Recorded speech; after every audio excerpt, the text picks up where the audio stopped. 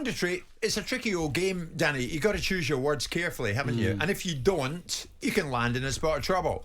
After the North London derby, Jermaine Jenas, JJ to you, Danny, posted on Twitter, complete S-house of a referee. They're all ruining our game. So then he had a change of mind and thought, I better right that wrong. And he went on drive yesterday. Frustration was just articulated wrong. You know, the wording of what I said was completely wrong, and the way that I put it.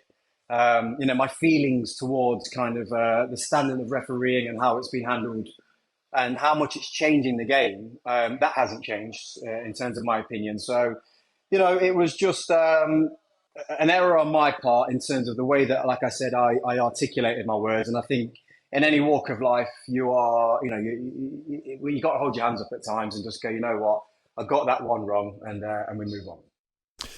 My emotions got the better of me, and I apologise to the FA and to all match officials. He still has a swipe at the standard of officialdom at the same time. But this is Jermaine, who led the Love Football, Protect the Game campaign, jointly organised by the FA, the Premier League, the EFL and Professional Footballers Association, amongst other footballing bodies. And he even made a video which was broadcast on the organisation's websites and social media channels. I mean, it was a howler, wasn't it? Yeah, and it's made worse by the fact he did what you just said. For the FA, I think I was surprised because he generally he's a super smart lad, JJ. You know, he's a deep thinker, and he's done really well to get to the level he has, and he's outstanding at what he does. I like him. He's a great lad, a friend of mine, and I wouldn't, if you'd have said to me someone has written that, he would be at the bottom of my list, and I mean that genuinely. So I was surprised. I'm glad he's apologised because it was a silly thing to say. I mean, he wasn't working. Let's just get that right. I know we're talking about pundits, but he wasn't on air as a pundit saying that. He's tweet. Was it tweet? Yeah, I think he's tweeted that, or as a fan from afar, not thinking straight, and he's let the emotion get the better of him.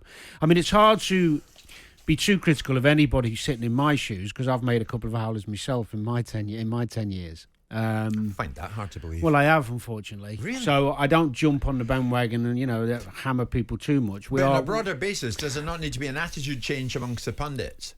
Because, like never before, the referees are doing a damn good job, assisted by VAR, and there are many, many more right decisions than wrong ones. I think it would be fair to say, and even turning that finger at myself, to say more awareness of wording and choice of words and context, yeah.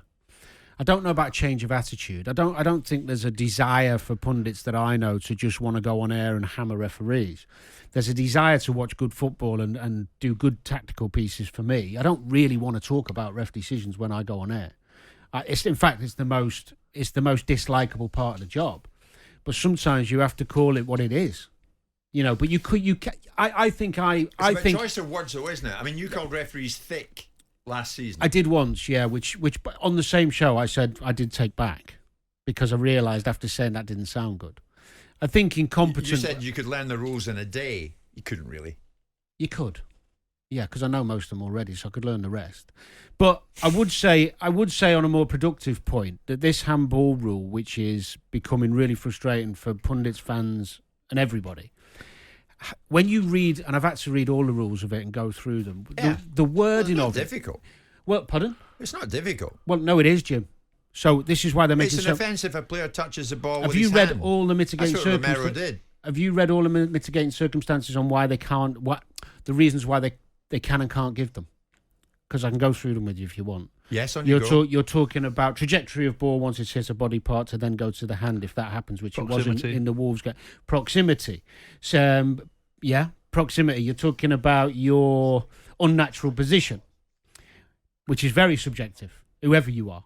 Because you and I can talk about. But this is what you're. No. Let me get to the point. You're asking for a perfect science to an imperfect. I'm situation. not asking for a perfect science. So I'm actually saying so. Let me finish. We're moving off the idea that referees should be accountable, and there should be an ability to question. Exactly. But the manner in which you question an error, it's not an error. An error was buying that awful grape hoodie that you wore last week. Yes, that was what Jermaine Jenas did, which was to make his opinion in the language that he thought that he can get away with saying.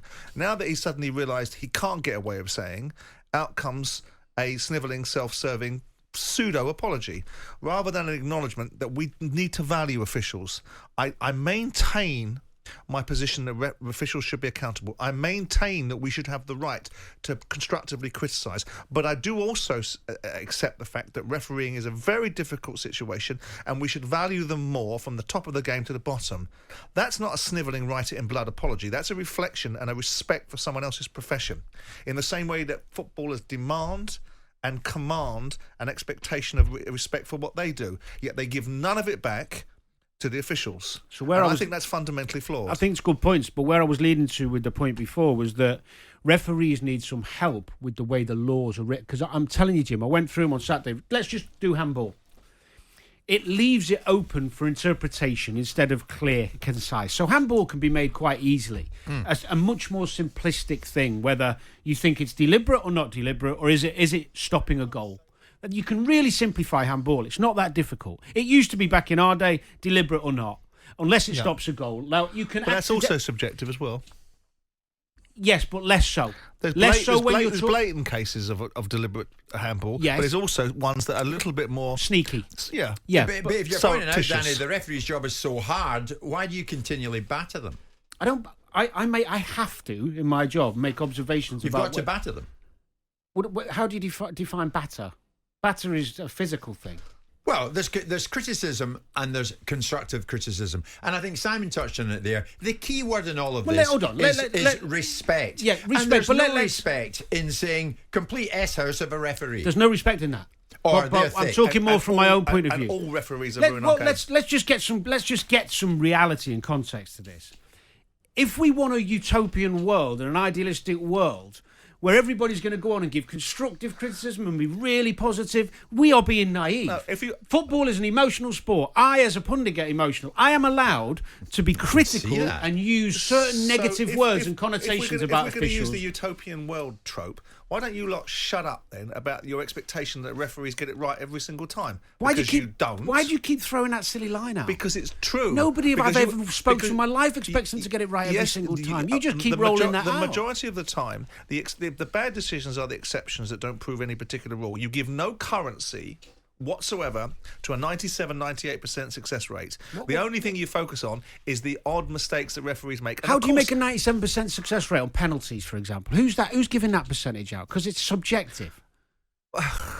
You can't give a percent. We're talking about handballs at the moment. You want to then generalise it into the percentages. So what you're now doing is defining penalties as some form of subjectivity. No, but you're throwing stats out on the whole VAR thing. I think you're getting United some silly 97%, which I don't know where you got that from. I'm saying that the reality of referees is that they make more decisions. On the bulk of the decisions that they make, they are on the money. So they should, with 78 cameras. And so they should, and 4 slow motions and 38 people in a room telling them what they've done. Said they're all ruining our game. Which is wrong. Because many of them are doing their best to improve our game. And I'm actually at the point now, Jim, for one of the first times, probably this season, is saying, let's help them a bit more and try and simplify some of the rules for them. Because I took the time to read some through these handball rules, and I'm not kidding, we are going to continually see similar handballs given penalties and not penalties, the similar examples because of their interpretation when the referees must go home and read some of these things and go, Jesus. And now they can go through all them with the VAR guy and get. But I do find myself, as much as I think they're doing brilliantly. As much as I'm fond of you, I do find myself sitting watching you pundits on television commenting because you're ex-players, quite irritating with your attitude of that no one else is allowed to make a mistake because you make them all day, every day. And Jermaine Jenas has just exactly given the attitude of the pundits that I've been suggesting, that behind it you say nobody goes on there wanting to hammer referees. I don't believe you. But the default setting was, rather than say, geez, ref, that's a poor decision, he goes to the extreme because that's the underlying psychological thought process that you lot have about officials. You don't much respect them. You don't much like them. You don't value them. You don't value their contributions. They're an obstacle and an irritation and in your way because they operate with some degree of authority and you don't recognise it. So what you've seen for Jermaine Jenas is actually what the football fraternity thinks of referees. I think it's hard to group. You called them thick, so you can't group us all under the same umbrella. The fact is that they earn 6 figures, right? They do a wonderful. Hold on. I'll tell you what it's got to do with it. in football, whether you're a referee, a manager, a player, or whatever, coach, whatever you do, you have to take some criticism because of the job you're in. Now, if you can't take it, if you can't stand the heat, get out the bloody kitchen. Sometimes you're going to get criticised. Yes, there's a responsibility to choose your wording correctly and be reasonably articulate in how you criticise. No pundit would call a manager an S-house. No, pundit would call. I'm talking generally. If you not even dare criticise one of your own brethren, that's not right. I've just said, that's JJ's words are wrong. I'm not saying that's acceptable, but let's not go the whole other way and start saying, let's not ever say a bad word about officials. But you have a newfound respect, do you? You're going to change a bit. You have a newfound respect. They're no longer thick. They were never thick. Thick was incorrect, and I apologise. They're not incompetent. They're competent. Some of them are incompetent. And you're out to help them. Some of them are incompetent. I'll stand by that till I go my grave. Jim White and Simon Jordan. Monday to Friday mornings from 10 on AM, on DAB, via the talkSPORT app and on your smart speaker. talkSPORT.